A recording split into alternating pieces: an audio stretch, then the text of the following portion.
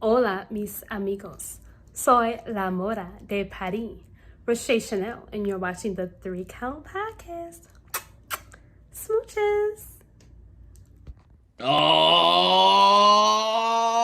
3 Count Podcast. Don't you dare be sour. Clap for your world famous podcast and feel the power. And then now the 3 Count Podcast theme song plays.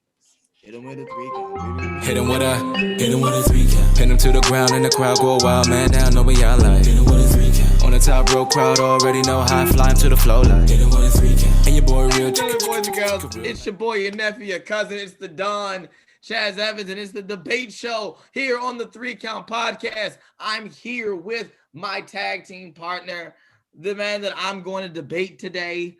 We got a lot of topics to get to, so we're going to get right down to the announcements. But Red Dog, go talk to the people.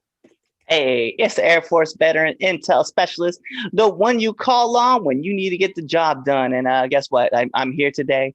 And yeah, that's it. It is what it is at this point. I'm here. I am here. CTE is a lot of shit, and PTSD has some shit going on, but I am here today. Absolutely. So let's get through some announcements. All right. But first, I'm going to send it right back to you, Cliff, again for now entering the ring. Yeah, so actually we legitimately recorded an interview with Ella Dominguez. That'll be coming out probably Thursday, what's the 25th, the 29th, or the 30th, kind of depending. I just haven't figured out what day exactly I wanted to drop it on. But it will be coming out soon, so you guys will be able to see that. And yeah, it'll be awesome. Awesome.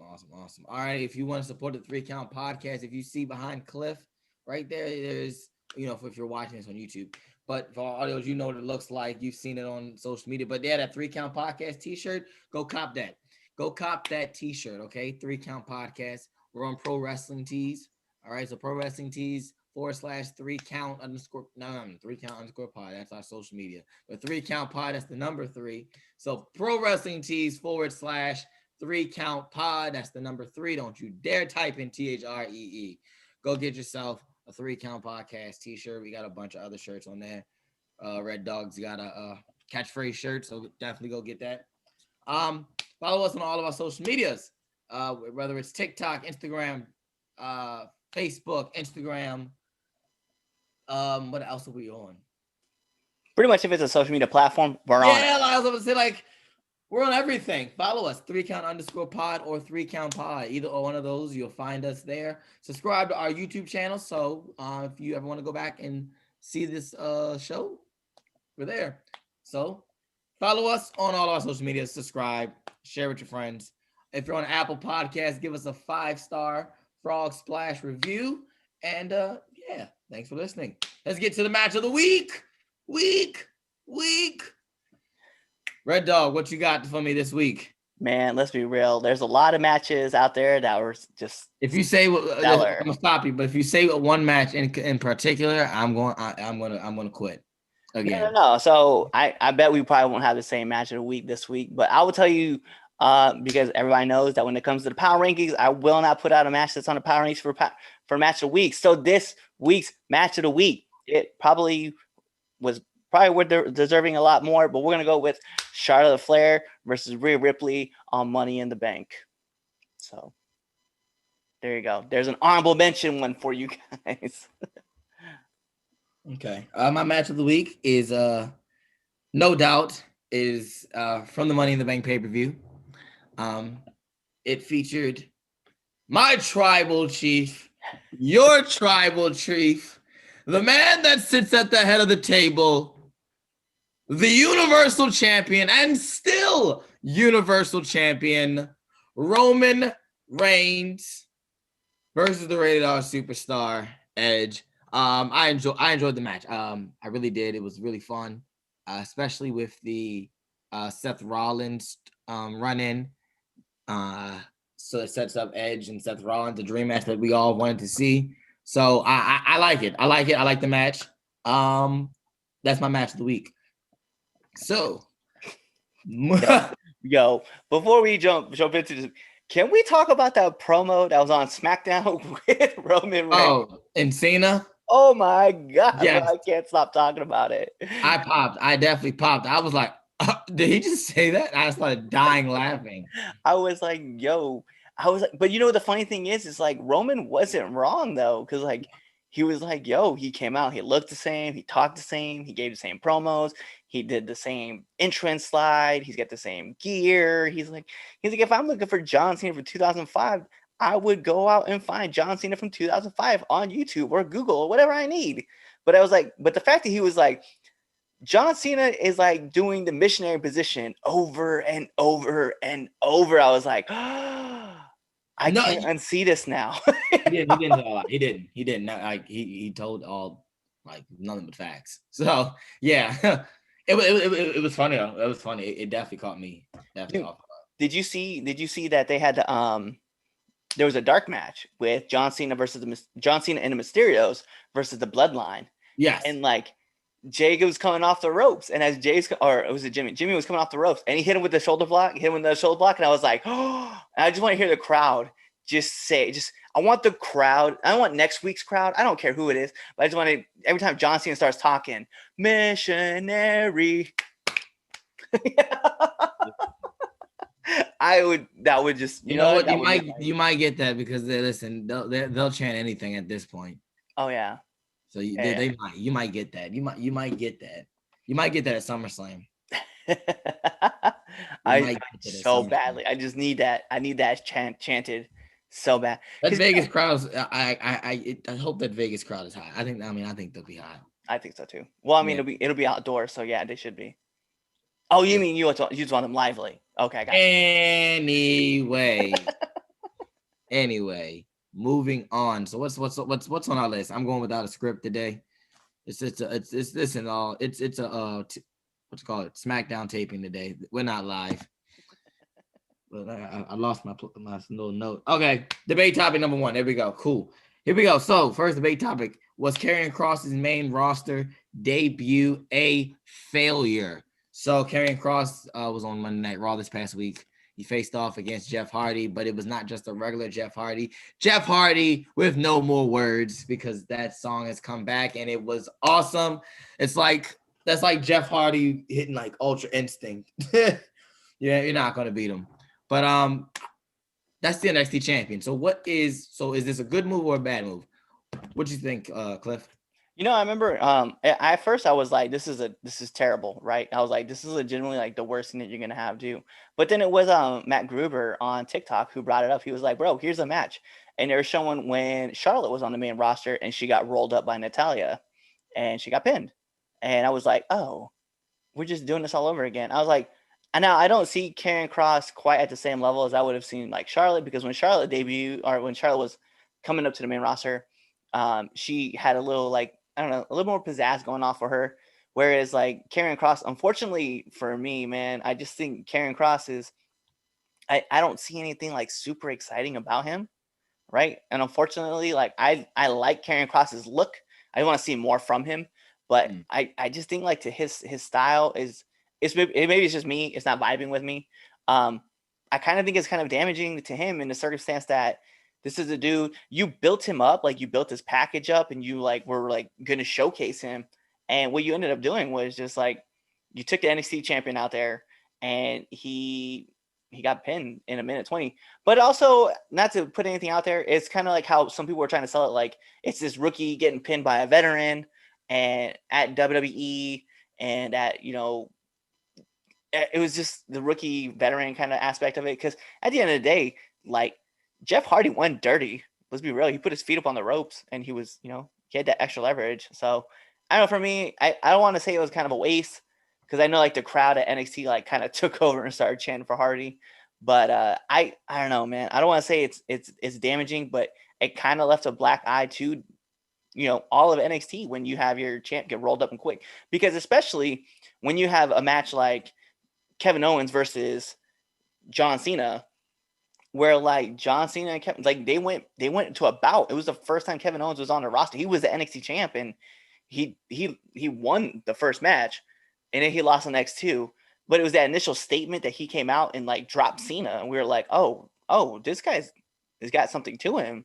Whereas like now we see Karrion Kross, and it's like when you see Karrion Kross next week on Raw, is he still gonna be the same guy? Like we don't know, and I don't know, man. So maybe it was a little bit more damaging than I thought it was. Now I'm talking it out loud. So yeah.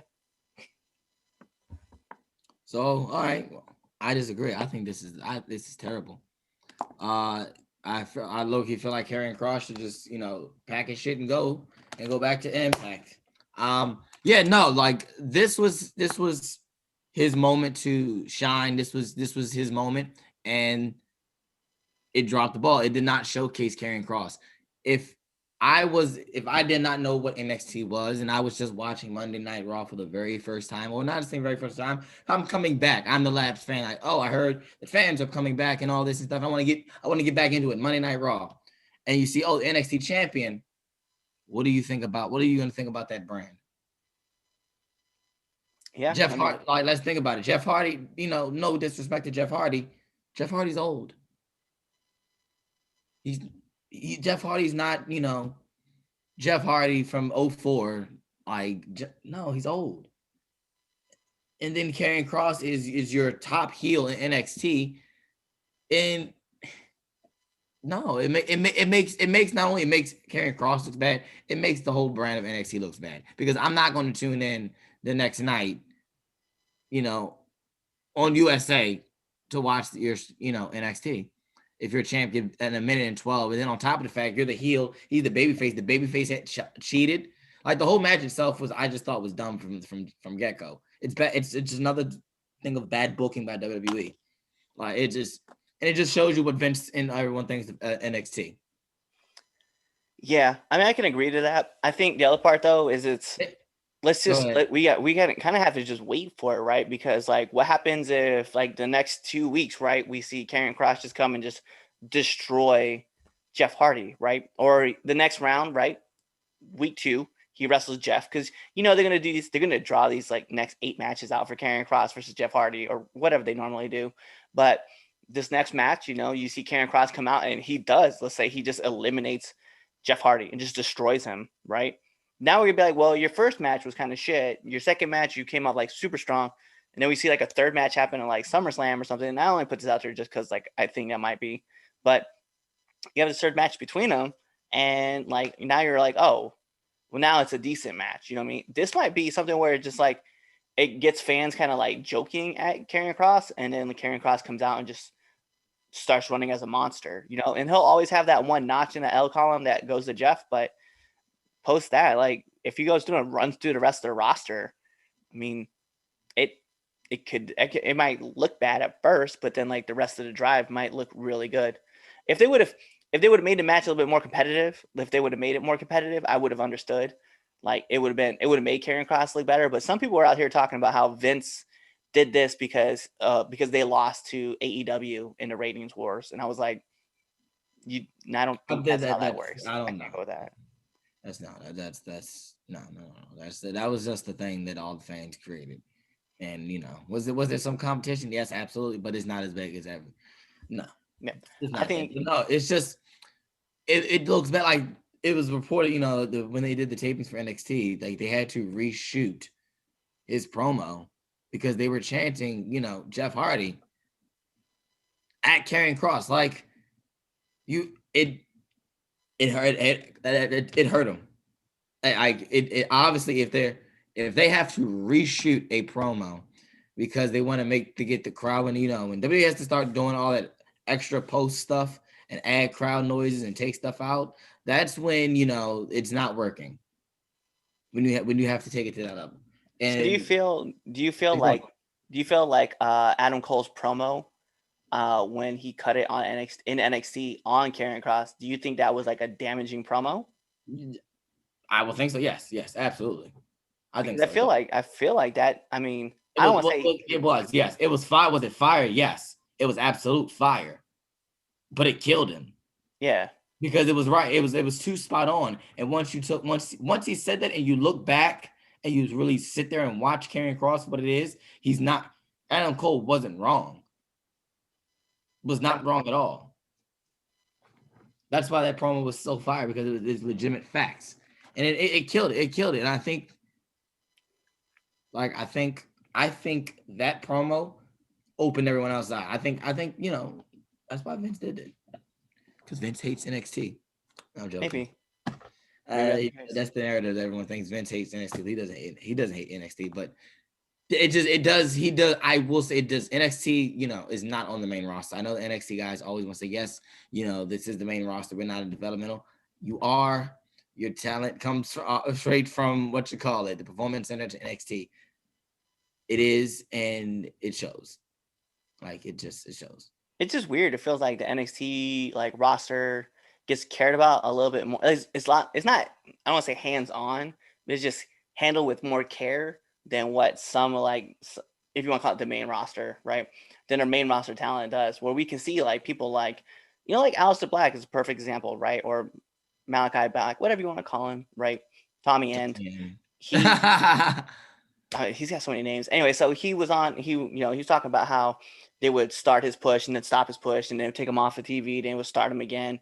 And then he had the eye injury and he came back for Raw Underground, which yes, that was a thing. So came back for Raw Underground, and then they took him off of TV, and then they brought him back, and then they took him off, and then they released him. And it's like, you have all these superstars and you're not handling them. I don't want to say properly because that's not the right word I'm looking for, but you're not giving the care and attention that you should be to this roster. And ultimately you just damage the brand. And what happens after that? Where do you go from there? And it's weird because NXT, certain guys will be off at NXT and then they come back and you're like, oh yeah, I forgot they were there, but it's cool to see them come back. Geez, man, Drake Maverick, right? He was off of TV for 3 weeks. I forgot that he was on NXT, and then when he came back and got the win over LA Knight, I was like, bro, okay, cool. You go away, you come back, and then you can still get a win. It's not like he was just thrown to the wolves and he just died. You know what I mean? It's kind of I don't know, Keith Lee coming back and just getting completely dominated by Bobby Lashley. I did not like that. I didn't watch Raw, so I don't know. I didn't know that. I didn't know it was dominating like that. I thought it was a competitive match. It was the same style of match that you would have seen. You know what?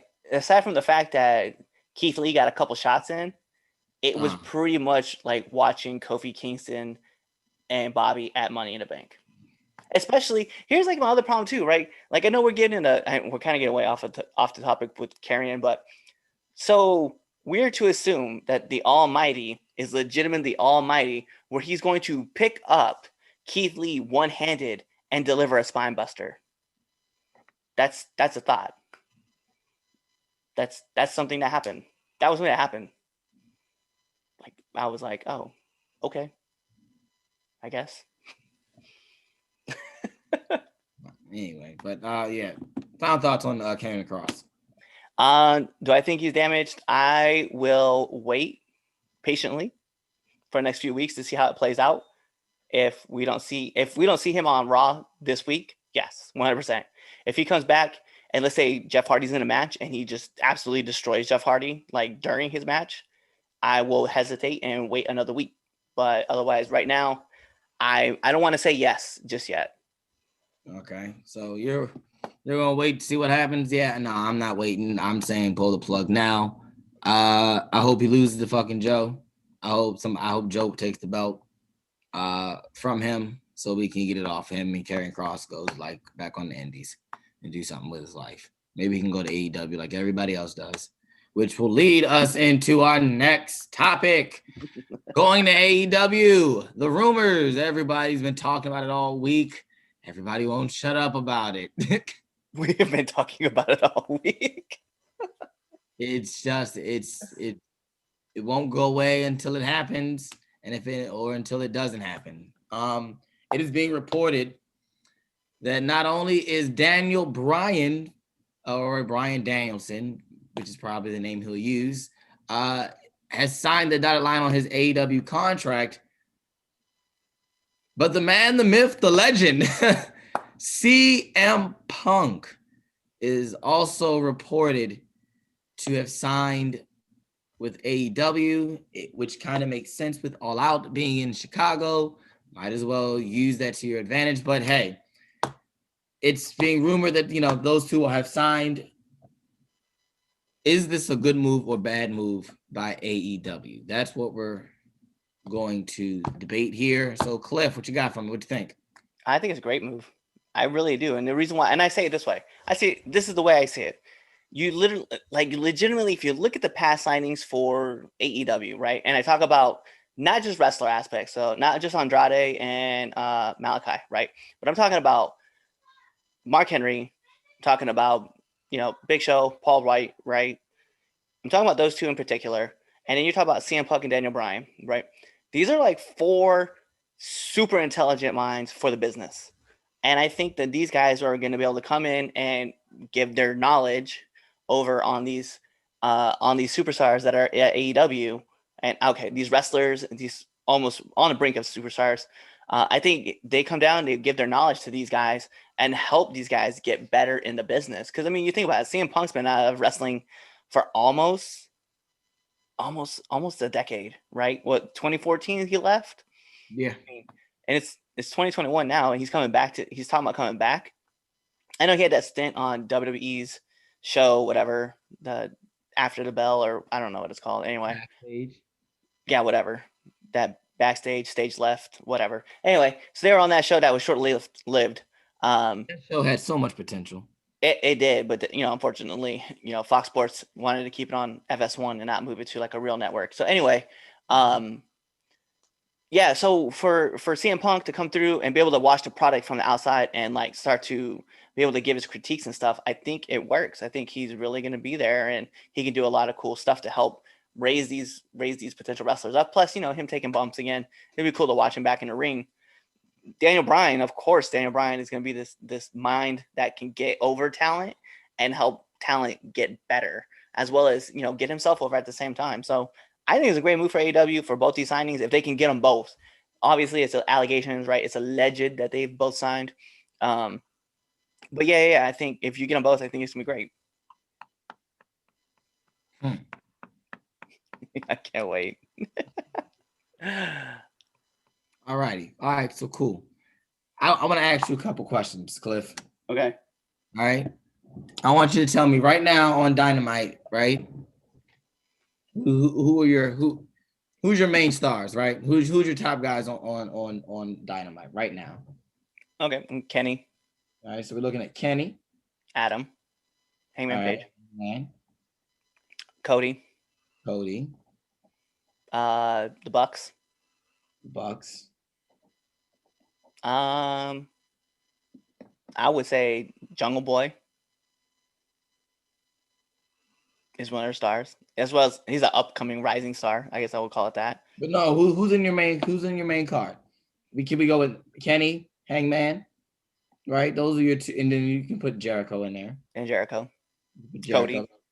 Jericho and Cody. I think Cody's been all in the mid card. Cody's been doing mid card stuff though. But if you want, so you want to talk about just like the title picture? The title, yeah, like Moxley, Mox, right? I mean, those are the big 4 right there. Mox, Kenny, Hangman, and Jericho. Right. Those are your main 4. Those your main, right? Mm-hmm. Cool. Your mid card, then you get into Cody, right? Yeah. Jungle Boy, MJF, Darby, right? Miro, right? Who else? The Bucks. We could add the Bucks in there too, right? Well, I mean, as far as they more wrestle on the tag side, so I wouldn't say. Okay, cool. But Penta, right, and Phoenix and Pac, right? Okay, Christian, So, all right, right. So you get my point, right? Here we go. Right? Who are you taking off the show to put Daniel Bryan and CM Punk on your TV show? You put because let's not forget that you've also forgot Christian Cage. Oh, I said Christian actually. I think you missed me when I said it. I missed to say Christian, but I said Miro as well. I got Miro. I got the Miro Darby. But if you look at that show, right? You know what's funny is we hadn't even talked about Thunder Rosa and Britt Baker and Nyla Rose. And you're right, exactly, and that's the point. And I'm glad we didn't, because that's the fun. The show's loaded. Focus more on their women anyway. Because look at who Who? But here's the thing. We had this. Did we have this discussion not too long, like last week? We were talking about the women, like who is legitimate to take the title off of Britt? No one, because they don't build in the women's division. There's no one there, or they haven't built the women's division. The focus, the time on their women. They do it on dark. Everybody knows that. But it's still a problem, Clint. Like it is. I don't disagree with that. And then like you got Darby. They're putting up, they're building up Darby to be their, their real, like their mid card guy. Jungle Boy's up there. MJF there was up doing his stuff with Jericho, and in a circle. Then he's gonna put the group, the Pinnacle. Who's getting? Who's kicking off? I mean, so I think here's what should be done, okay? And I know like this is gonna be crazy for me to kind of say it this way, but you gotta rotate your dudes. And I say rotate in like bi-weekly. Like unless you're the champ, right? Kenny has to be on every week, right? Miro has to be on every week. The Bucks have to be on every week, right? Adam doesn't have to be there every week. We know Adam's the number one contender. Like everybody who pays attention to Dynamite knows that he's the number one contender. You don't have to have him on there unless you're running big stories, like obviously this one right now that's going through it all out. But I think from there, every other week you can rotate those guys. You don't have to have MJF and Chris Jericho. I know they're a big story, but you don't have to have them every week there. You can rotate those. I know he's going to, and I know Chris Jericho is going to. I'm just talking about afterwards, right? But when you bring on Brian and Punk, you legitimately rotate those guys through. 1 week it'll be Punk, 1 week it'll be Brian, and then next week you can have them both on the show, or you can do one and the other. You don't have to have all these guys. That's the problem that we run into WWE, right? Is that with the E, we're seeing the same matchups happen every week, and we get tired of those matchups, those rematches that happen 6 or 7 times in a row, or you put them in 3-way matches, right? Because we'll see that. Trust me, on SmackDown, Cena and Mysterio's versus Roman and the Bloodline, that's going to be a thing. And then you're going to see Roman versus Mysterio, Roman versus Dominic, Roman versus Cena versus Jimmy, Cena versus Jay versus Ray, you'll see it over and over again. And we get tired of that. So that's why I'm saying, like, you can rotate those guys out and rotate other people in and just keep the shit fresh. So I think that's what you're going to have to do. If Tony's smart, I'm not going to lie. Tony's smart. He's going to know to do that. Well, hopefully he knows he's going to need to do that. I know fans will pay to watch CM Punk come on the show and Daniel Bryan at the same time. But sometimes you just have to keep that shit, keep everybody rotated to keep everybody new and fresh. Like it just has to be a thing. Mm-hmm. Okay. So I don't say you have to really take anybody off per se. You're gonna have to cycle them. So every other week or every 2 weeks, someone else comes in and they can get in that show. Brian saw how Doc Sampson let Matt Hardy continue that match, and he was like, yeah, all right, cool, I can go over there and do whatever I want, not be limited by WWE safety protocols, because we know Doc Sampson does not care about human life. Look, that match, let's just be real. That shit, we 100% agree that match should have been stopped. It's weird, man. We know that match should have been stopped. It shouldn't have been continued. And even Tony, like, I mean, sometimes you're going to learn lessons, right? And I know, like, people get upset with me because I've said this, like, numerous times where, like, AEW is legitimately, I don't know why they're trying to learn how to reinvent the wheel, because the wheel's already been invented for you. But you already have the safety protocols and procedures there based on WWE. Not to mention that Matt Hardy is also one of those guys who has been in those safety meetings. So to have something like that happen, I mean, that was a huge fail on AEW. But since then, like, have we really seen it happen again? I mean, we saw the thing happen with Alex Reynolds, and then the thing happened with Matt Hardy, and finally, like, Tony had to step in and be like, hey, yo, like, this was a mistake. This is something that shouldn't happen. This has to be stopped right away, right?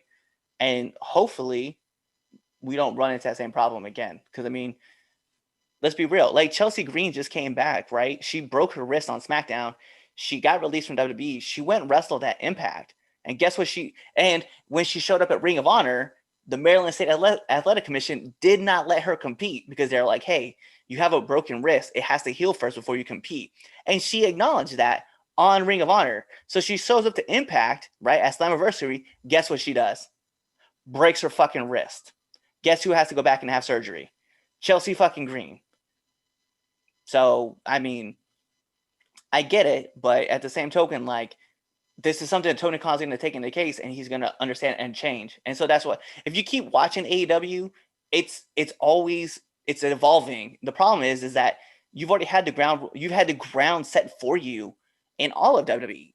Like with WWE, you've had the ground already set. Just follow the pattern and just go with, and then break off and do your own thing. But Jesus, when it comes to safety protocols, follow the rules. Like just follow that and just go with it. Keep a guy out because he busted his head on concrete, not like he did on a mat. Sorry. Welcome to my TED Talk. I was about to say, yeah. Welcome to your TED Talk. Well, okay, well then the woman that would know all the other women that they've signed doesn't get any shine because they've now added more people to their show. So it's a big jumble mess. They didn't need them. This show is like there's no need. But we don't even know where CM Punk's going to be. We don't even know if he's going to be on the show. We know he's going to be at. We know. So there's a lot of rumors that he's going to be at All Out in Chicago, but we don't know if he's wrestling. Shit, for all we know, he could come out, cut a promo, and then he might be the next commentator on fucking Rampage. Who knows? He might take over Elevation. I don't know. We don't know what he's doing. We just know he's going to be at AEW. We don't even know what he's doing. He might be on their all women's show that's going to be on YouTube.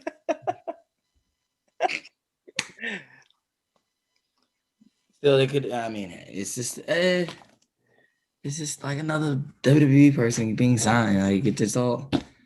So what? No one complained about. The funny thing is like no one really complained about that with WCW. When Kevin Nash and Scott Hall came over, nobody complained about it. When you saw Hogan, well, not Hogan. Hogan had to came over from WCW. You know why? TNA fucked it up. That was TNA though. Yeah, so they fucked it up for everybody else. That's why. But the thing is out of the 30, let's call it even. The 40 people who've been released from WWE, 14 of them has been signed to AEW. And to be fair, three of those names were monster names. Let's be real, like Moxley, Andrade, and Malachi Black. Like those three names, like we know those guys can put in amazing matches, right? Because we've seen Moxley put in his work with in Japan as well as what he did in WWE. But you're talking about the two dudes who headlined an NXT takeover are now in AEW, and we know what those guys can do. So yeah, I mean, those two names alone, like those three names alone, I mean, you're talking about those are massive names to get. I don't really give a shit about all the other people. And Serena Deeb. I'm sorry, Serena Deeb's another name that we need to talk about because she was a trainer and she legitimately has made that women's division better, as well as Britt has. So I don't really know where like some of these complaints come from. Everybody's like, oh, it's another WWE guy being signed. Like, stop it, man. Okay, Big Show and Mark Henry aren't competing yet. They might have one match left, but they're not competing. Christian Cage is the only one that's trying to show himself off. That's facts. That's actually facts. Yeah, I mean, just look at the only person who's out of all those guys that you would say is too old to wrestle. Who's the only dude that came over straight from WWE to wrestle? Not to mention Sting hasn't even wrestled yet. Well, he has. He's wrestled a couple matches, but he's not like featured every week like Christian is. No, he's not. Yeah. All righty. So moving on. Temp check. All right. How's wrestler going into the week right now, Cliff? Who you got? You know what? My answer or coldest. Temp check. Yeah. How's the coldest? Okay. So I think I got one for each. Let's be real. Hottest temp check, Thunder Rosa. I know that she just signed to AEW. That's kind of a big deal. You're gonna start seeing her get the build, get the push up the card. I kind of like it, especially because AEW bought out NWA's contract for her because they wanted her immediately. They didn't want to wait, so they just bought her contract out. So I think that tells you how much faith they have in Thunder Rosa. That's massive. On the other side, though, on the cold check, I'm gonna have to say Keith Lee. Unfortunately, Uncle Keith, like bro, like that match at Raw, that was not it, good sir, and I'm sorry to say that. All right, temp check. Here we go. Hottest wrestler going into the week right now. Matt Cardona. Listen, if when you get it, say what you will about what you think of it. That's heat. At the end of the day, it's heat. And it was good storytelling from jump. With the story they told from the beginning when Matt Cardona came in and pretended to be Moxley. To now it works. And then hey, big ups to Matt Cardona, Zack Ryder.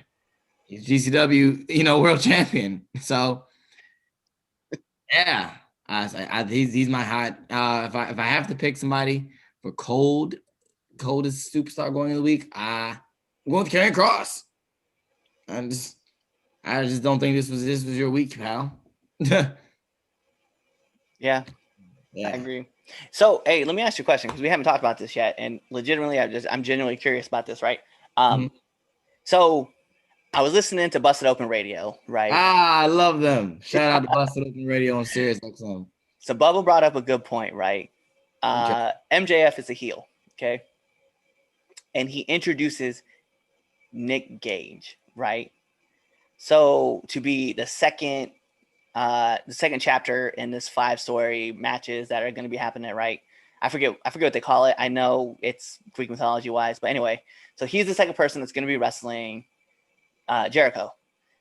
Do you agree that Nick should have been kind of prepped and coached a little bit about what to expect coming out of that tunnel? Because when he came out, the crowd cheered him, and he shouldn't have been cheered because he's technically a heel.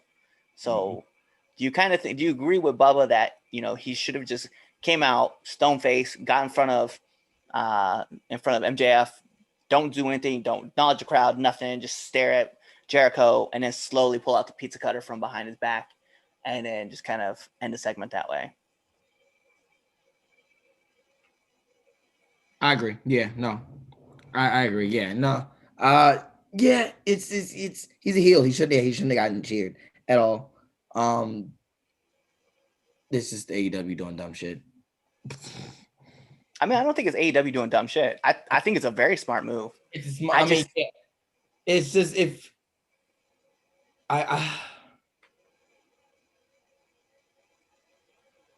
well, I feel like they would have gotten a reaction either way. Now I'm thinking about it, they would have gotten a reaction either way. They would have cheered regardless. They've already established that they don't follow the heel babyface rules. So I feel like that fan base is accustomed to that. They were going to pop for that either way. You know what I'm saying? Yeah. I thought, what's funny thing was I thought MJF did a great job, like giving kind of like a quick brief summary of who Nick Gage was. Because like if audiences didn't know who he was, if they weren't paying attention to GCW, like maybe they were just only watch AEW and like AEW and they don't watch anything else, or WWE and AEW and they don't watch something else. Like it was kind of a cool intro. Like, hey, super quick. This is Down and Dirty. This is who this guy is. And you're not going to like him, but the crowd loved him. They popped for him, obviously. I think it's crazy. I agreed with what Bubba had to say. And the funny thing is he said something too the week before where he was just like, Tony Khan has something great staring at him in the face, but he's like, I'm not going to tell him for free. I was like, bro, then why don't you sign to AEW and help coach what you see? Because then if you think the product is going to be better. He does it for what you call it. Yeah, why don't you step up into the role and do it? Because I like what Bubba has to say. I just thought it was kind of crazy that he was like, hey, like on the real, like I see all these things that are happening and they're preventable. And I'm like, damn, dude, like I wish you were signed to AEW so that way you can like help like coach and make this thing sharper. Right. Bubba's like, I got my own school. Like, I talked to most of his students. That's what I was about to say, right? Just moving on. What's the next topic? Oh yeah, that guy, John Cena. John Cena. We're back at this topic again. Should John Cena break the record. Ric Flair's 16-time world champion. He's tied right now.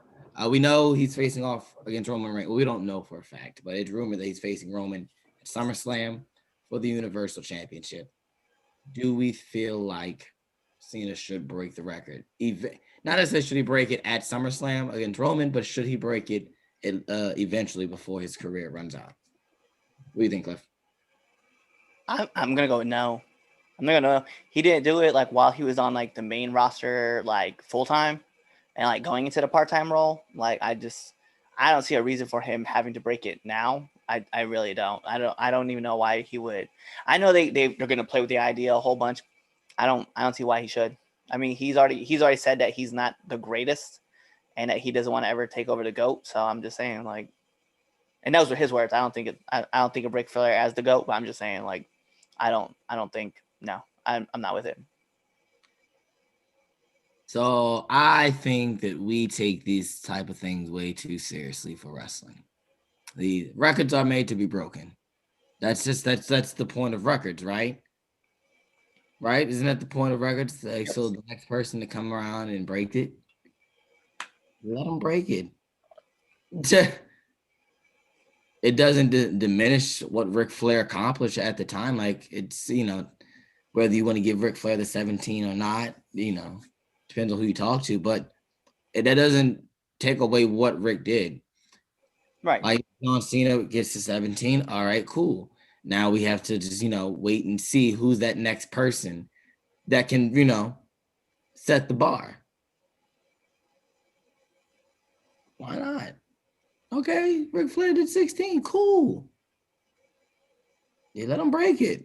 Cena was very a significant figure in wrestling at a time, especially when wrestling wasn't cool anymore. John Cena was that guy. There are people to this day that still, they don't watch wrestling anymore, but they know John Cena. Everyone knows what this means. You can go to anybody and it goes and say, "You can't see me." They know John Cena. It's pop culture. John Cena has ascended to pop culture. So he's a significant figure. Why not let him break that? I don't disagree with your points. The reason why I wouldn't let John Cena break the record is because he's like missionary position over and over and over again. Goldberg. Yeah, no, I don't disagree with that one. So is Goldberg. Goldberg. But Goldberg's not trying to break Ric Flair's record either. No, but Goldberg still winning titles. Still winning world titles at what, 54? Yeah, it's true. It's true. There's hope for me too. That means I can win the title at 54. You're damn right. That's why I get mad when you I got into the game at 30. Shut up, man. Goddamn, Ric Flair was bumping at 60. Yo, Diamond Dallas Page won his first title at 42. I'm all right. I'm on track. Like, shoot. But yeah, and I mean, it's fine. Let him break it. I don't see the big deal. No, I think it's cool, but I mean, I don't know. I think the only record that I ever feel like that us as wrestling fans we should really give a shit about, but we stopped giving a shit about it so much, was the Undertaker's undefeated streak. That is the only one where I say you should have left that shit alone. I understood where the Brock scenario thing came from and why they did it, and because right after Brock broke the streak. Then we got him destroying Cena, which, is why we have the Brock that we have now. But still, you should have left that shit alone. Because now he has, and on top of the fact, he lost to he lost to Romans. Now it's like, it lost the mystique. Yeah. But let Cena have it. Like, what? Jeez, he's leaving. It's not like he can go to 18 or 20. Like, come on. Hey, if he breaks it, cool. If he doesn't, it kind of is what it is, man. I don't want to see him break it. Let me be real. I don't want to see him break it. Deserves to be the person to break Ric Flair. Because if you look back, if from Ric Flair up to now, who has made a significant impact? You can give or take, Austin. Austin could be up there, could have broken it, but that is, different time of the business, and all, so. But if after Austin you can give it, Rock, but we gotta remember Rock was only there 6-7 years, and then he was, in Hollywood. Now a lot of people don't understand. A lot of people forget that Rock's WWE career was significantly short. But then, then there was nobody. It was Cena, and Cena came in, and Cena has still surpassed and is still doing shit. Yeah. And so let Cena break it, and that'd be a good way to send him packing. But I just don't think that he should break it on Roman. I absolutely agree with that. I don't think you take the belt off of Roman at any time right now, unless it's that guy that you got some baby face that you have prepared and built up to run with. Yeah, but the problem though is that so who takes it, right? Who takes it off, right? And let's just throw out scenarios, right? Let's just throw out scenarios. Let's say it's Balor, right? Not saying it will be, but let's say it's Balor. So Cena takes off a Balor. Like, is that what we're looking to do? That might be a thing. Let's just say it's Balor versus Roman at SummerSlam, right? And I'm not saying this is gonna happen soon. I'm just saying this. Let's just say it ends up being Balor versus Roman at SummerSlam, right? Mm-hmm. And you have Big E cash in. So do you take it off to Big E? Like, that's the problem. Is like, who's the next person you take it off of, right? Or do you wait till Big E loses it to either Roman at, like, let's say Survivor Series, right? And then Cena takes it off of him at Royal Rumble and then drops it to him at WrestleMania. You know what I mean? Like, there's a problem of when do you pull the trigger currently, because this crop of superstars that are at SmackDown, right? I think this group of guys, the 6 that you can build around, right? SmackDown 6. It hasn't been at SmackDown 6 since the SmackDown 6. And I feel like the guys you have right now, like any one of those guys that has the title, what happens? Any one of these guys that has the title, when do you pull the trigger to have Cena take the title off of him? Because you can't. You really can't. Well, that's when you move Cena to Raw. But the reason why they want him on, I see what you did there. First of all, but the reason why did you move him to Raw? That's what Vince would do. But the problem is that Fox wants Cena on SmackDown. That is very true. Yeah, and they will always cater to SmackDown versus USA currently. Absolutely. And that's the problem: is Balor, Big E, Sammy, KO, Roman, Mysterio, apparently, because but those guys and Edge, right? Those guys are the ones that are carrying SmackDown. We go watch SmackDown because of that, and Bianca Belair. We'll keep it 100. But those are the reasons why you go watch. So those 8 names that I just put out there are just off the top of the dome. Right. Those 8 names, like, we watch for that. So, and when she comes back, Sasha and Bayley, right? That roster is loaded with talent. Like, and unfortunately, we're gonna have the draft in October, and we're gonna ruin it. You never know. Listen, I think this is you reminded me about the draft. I forgot about the draft, and we'll see. We shall see. We'll see. I know, and that's the problem when it comes to Cena. Like, it's a sticky thing then. Because then here's the other part. What happens if let's just say SummerSlam happens, right? And it's John Cena versus Roman Reigns, right? So what happens? John wins at SummerSlam. He breaks the record, and then what we say the next week, he shows up to SmackDown with the title. Roman comes out, beats him up. Big E cashes in. Now you make Big E look like a heel because he took an opportunistic time to cash in to get the title. So there's the problem. Like, but then you turn around and diminish reign number 17, the one that just broke Ric Flair's streak. That's the problem. But I don't think we're looking at as far as like trying to diminish. I don't think we're looking as far as reigns. I'm just looking at it's just the record should be broken. Now you didn't took it another step. I know, because I'm trying to look at what happens after. The after effect. Just like he ties with 16, right? He wins at Royal Rumble with number 16, okay? He goes to Elimination Chamber, loses the title to Bray Wyatt. Then Bray loses it at WrestleMania to Randy. So what did that short reign do? What did that short reign do for anybody? You there? Yeah, I'm here. Okay. Yeah. So essentially what I said is that you had the title run, right? You had the title run where Cena wins at Royal Rumble, okay?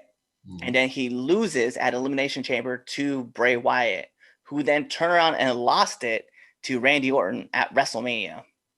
Like, what did that do for that reign that tied Ric Flair? It didn't do anything for Cena. It just gave him another title. And it was this short title run. And then that was it. Like, so what was the point? You know what I mean? Right. That's what I'm looking at. Because like I knew the short reign. So what do? We do another one? Like, oh, Cena wins number 17. Congratulations. He's now the champ. He's the most titles in the WWE history. And then he loses the next week. And then Roman and Big E become a thing. No, Roman gets it back. And then Roman keeps it. And then he faces Rock.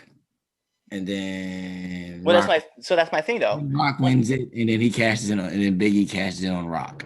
I was like, that's my thing, right? And then what does that do for Roman Reigns losing to The Rock though? So what that says is that you're good enough to beat Cena, or you're not good enough to. Well, actually, he's not good enough to beat Cena, right? And he's not good enough to beat The Rock. So he's not good enough to beat two part-timers. Is that what we're really trying to put out there? That's my point. It's now time for the Red Dogs Power Rankings. I'm so glad it's happening. Actually, let me cover for something really quick. I want to talk about Square Circle Pro Headlocks. I want to give out some results. This actually came. Right. We do get in indie news. We do have some indie news. So let's talk about Jester defeating Eddie Zitro via pinfall. We have the Barrio Kings defeating Jason Dredd and Scott Lawless via pinfall. We do have the Monster 9 with Mr. Happy defeating Reggie Lincoln. So shout outs. We have the Bloodlust defeating Tony Morales and Zach Morg via pinfall. We do have Phoenix defeating Alton Black and Thunder via pinfall. We have Chris Watson defeating Mosh Pit Mike. Actually, I like that name a lot. I'm not gonna lie, Mosh Pit Mike. That's cool. We have Rampage, the Rampage Wrestling Rising Star Championship, where Eric Grasson defeats Mac the Franchise to become the new Rampage champion. So congrats to him. Bobby Venom defeated Brian Rage Rivera via pinfall. And we have Ghost defeating Fonzie LaFleur. This was the match that I think you're going to like too, Chaz, because we've had one of these guys on our shows. So in a 10-man match, La Migra, El Gringo Loco, Charlie Five-O, and Diablo Blanco with Los Crudos, Hot Sauce Marco Rivera, and Avin Axel defeated Los Carnes, Emilio Guzman, Cesar Torres, and JC Bravo. Also Desirable Deadly, which had Alex Savage and Tino Savantino via pinfall. But shout outs to El Gringo Loco because that's our boy. And then a SCP championship match. It was a living proof Justin Taylor defeating Nolan Phillips via DQ. And then one other match I want to talk about because this was on there. It was Black Widow defeating our own. She's been on the show too, Gypsy Mac via pinfall. So I definitely want to highlight those two names because we've had El Gringo Loco and we've also had Gypsy. You guys can find their interviews on Now Entering the Ring. But yeah, it was a great show. A fan got his ass kicked because, you know, that's what we do. Although, also, that was the other thing I want to tell you, Chaz. So a fan got in the ring and got stomped on, right? And I legitimately was like, that is crazy that fans want to get into the ring and say, I want to fight this wrestler. Right. And so I was telling Mike, I was like, Mikey, I was like, by the way, Mikey's been on the show too.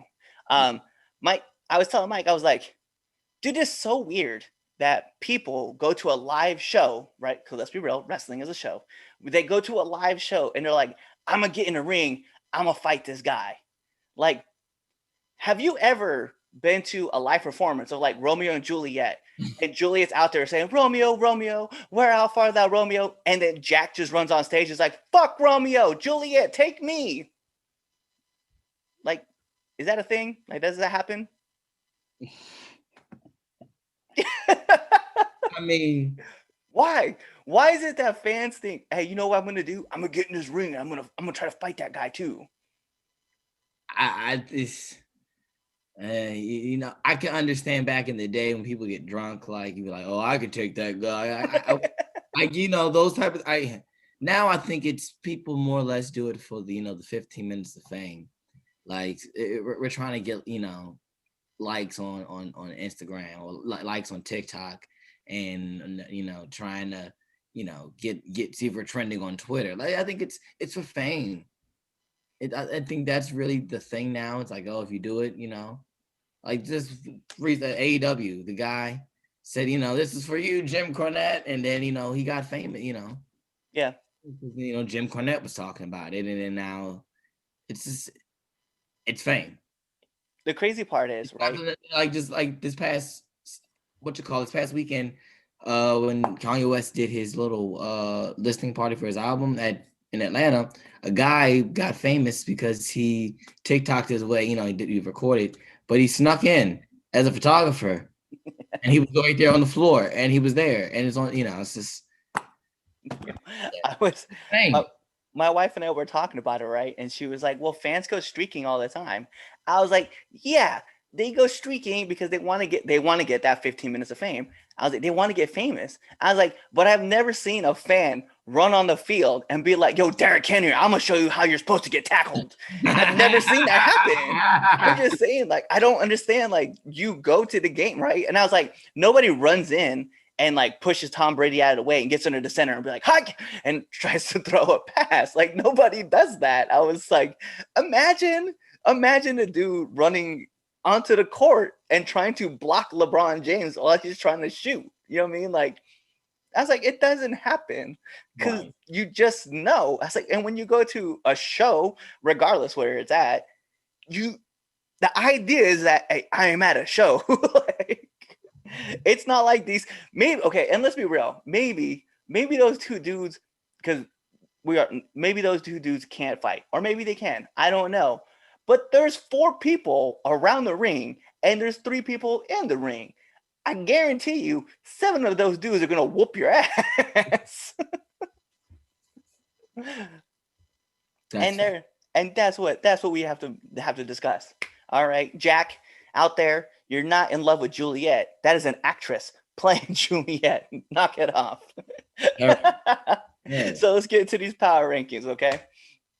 So you guys know we had our power rankings, but we do have a new runner of the power rankings. So let's get with it. So we're gonna start off with these honorary matches, right? So honorable mention, we have Charlotte Flair versus Rhea Ripley at Money in the Bank. I mentioned this. This was probably one of my favorite matches on the show, but unfortunately, in the list of these matches, it's not going to make the top. Number 2 for honorable mention, we have Matt Riddle and the Viking Raiders versus AJ Styles, Omos, and John Morrison. I'm gonna be honest, man. I really liked that Matt Riddle. The way they won this match was Matt Riddle running in with one of the drip sticks and spraying Omos in the back, and they thought it was the Miz. I seen that clip. Very smart. All right, so number 3 for our honorable mentions, we have Bobby Lashley versus Keith Lee on Raw. This made the list, but as I said, honorable mention is what it is. Another honorable mention match, Angelo Dawkins versus Chad Gable at SmackDown. I'm gonna be honest, man. I really was into this match. In these other matches, you'll see like obviously stack the card, but the rolling concert worked out for me because I was like, I legitimately saw like thousands of people like watching 2 wrestling matches, and both wrestling matches I thought were really good. So I was like, yeah, the match. I think the crowd was a little dead. The crowd was dead because they don't know. They're like, it's. I know exactly. Yeah, they don't know. Yeah. Yeah, you're. Yeah, you're right. But you know what? I understand completely. Credit to WWE for attempting that. Like, oh yeah, and having the black people win. Yeah, totally loud. I was like, yeah, all these people. What they should have done. Riddle should have been there. That would have appealed more with the stoner thing. That would have appealed more to them, I feel like. But yeah, I mean, I credit them. They tried, and I wouldn't call it a failure, but it was all right. We'll see, because like maybe let's be real. What happens if they start? Let's just even say, let's say there was 4,000 fans out there for the concerts, right? 10%. I mean, it's 400 people that you could just potentially get new viewers, right? And new people buying merchandise. So who knows, man? We don't know what the effects are going to come. We'll see in the next couple weeks. It's going to be cool. I appreciate it, though. So let's get into our last honorable mention match.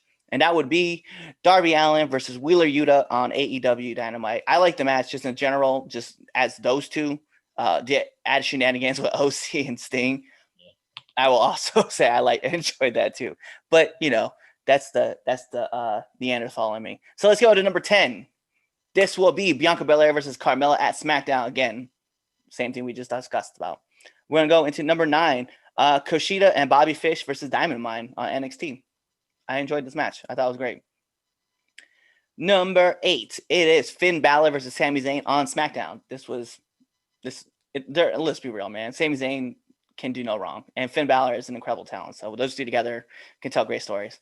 We're going to move into number 7 with Chris Jericho versus Shawn Spears on AEW. I liked it.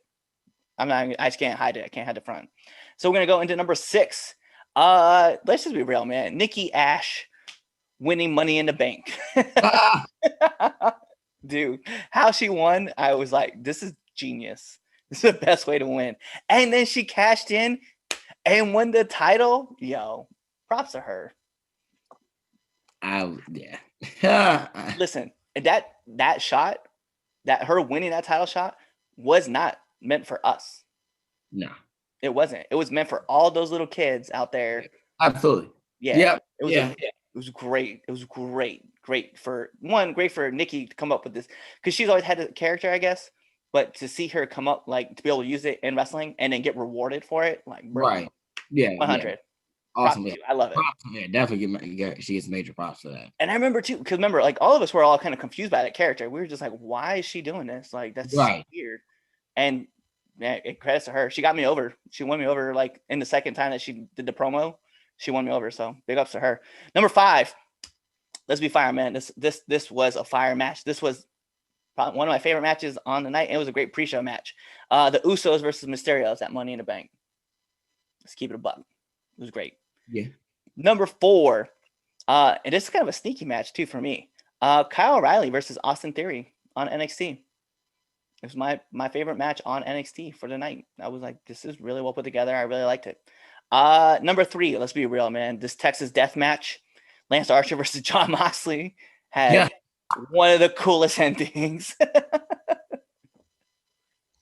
get pinned. I didn't think I was gonna like it, but I did, and I was like, "Oh wow, I actually kind of like this." I didn't think I was gonna like it. I was like, "Death." I said, "All right." This is not my, there's just certain. I was like, and then I was like, "This is not bad. It's not bad." They're telling a great story too. Yeah, exactly. I enjoyed it. I enjoyed this. And then he got stuck to the barbed wire, and I was like, right. Nah. What killed me the choke slam on the chairs. That was a spot that killed me, and then I end up taking a choke slam. Yesterday. Did you botch it? I didn't botch it.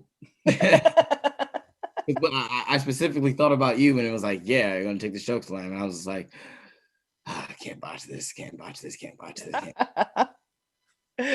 So let's talk about our number 2 match. And let's be real, man. I called this last week on our preview show, our prediction show, and it happened. Big E winning Money in the Bank.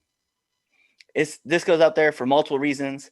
One of them was actually the question I had asked was has a black man ever won Money in the Bank? And we all literally were like, I don't think so. And then we found out Big E was the first one. But the way he wanted to, I thought the match was really great. That was structured very well. And I love the fact that he hit the big ending right off of the ladder. Oh my God, bro. So fire up to I that. took a big ending to that yesterday as well. Wow. Jeez, what the hell? Yeah, look at you. And then last but not least, let's be real, the number 1 match of the week. He's my tribal chief. He's your tribal chief. He's everybody's tribal chief. He's the head of the table. He is still your SmackDown champion, Roman Reigns versus a rated R superstar Edge at Money in the Bank. Let's go. go. I'm with it. I love it. I love it. That's why when you said I was just like, okay, well, I'm not gonna tell you what my match was because yeah. All right, here we go. We got another segment here that a surprise segment. It's called "What Grinds My Gears About Wrestling Twitter." I think we'll add that segment there. But anyway, I actually, you know what? I don't mind it. I actually like that segment. What grinds my gears about wrestling? I like it. Wrestling Twitter today, had a buzz going because a fan said that Eddie Guerrero was a B+ player. Everyone's talking about it. Mick Foley said something about it, but I'm going to say something here on the 3 Count podcast. Eddie Guerrero was a once in a generational talent that could have exceeded beyond expectations if he was able, if he was still alive and did not pass away. Eddie Guerrero is an A+ player, period. Not a B+ player. The stuff that Eddie Guerrero does, people dream and people wish they could accomplish.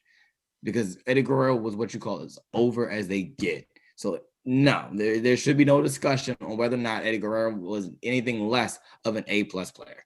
That's what grinds my gears about wrestling Twitter today.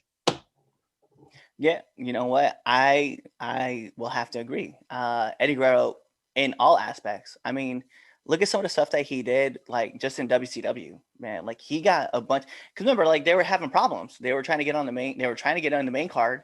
No one was giving them a chance. And so what did they do? They banded together. They formed an LWO. And guess who their leader was? It was Eddie Guerrero. He was the guy leading the charge.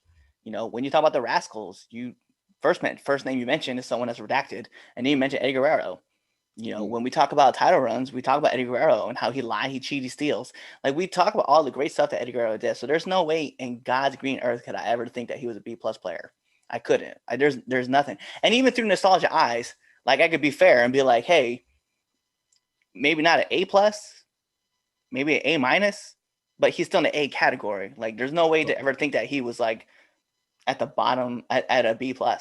Like he legitimately had fans eating out the palm of his hands, which is something we talk about all the time. Like if you can draw an audience and make them cheer for you, even if you're a heel, you make them cheer for you. Everywhere they drool over everything that you say. That's what Eddie did. Eddie was great. So to hear that someone said he was a B+ player, that's wild. I would never think that would be something I would ever imagine. Yeah. That was wrestling Twitter today. And what else? Also women's wrestling and the promoter. Yeah, that was a thing today. We just have to. Wrestling's never going to get better if we don't make the change. Instead of just talking about it, we got to start being about it. That's really not going to get too in depth. I'm trying to wrap the show up, but yeah, women deserve to get the same pay as male wrestlers do. Point blank, whether or not pay them what they're worth. Just say you don't value women talent if you can't afford them, because if you're a draw, you're a draw. Let's exactly. be real. Like, and I gotta be okay. So, like, to be on his side, right? If I was to sit there and be like, "Hey, man, I think I deserve $150 a pop," people would look at me like I'm nuts because they're like, "Well, first of all, what have you done, right? If you're female talent and you can legitimately show like all the things that you have done, and you can back up your claim to what you've accomplished, by all means, yeah, I would consider you a top superstar.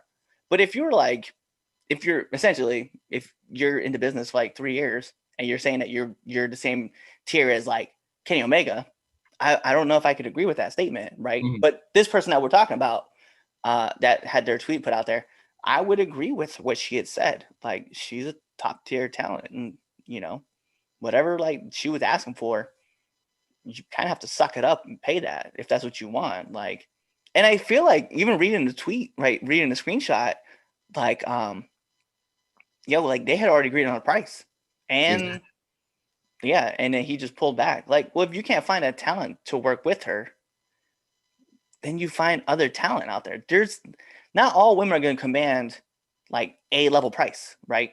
But if you're trying to bring in an A-level talent and you're trying to tell a female who's on an A-level talent that she deserves to be paid C, you're a fucking scumbag.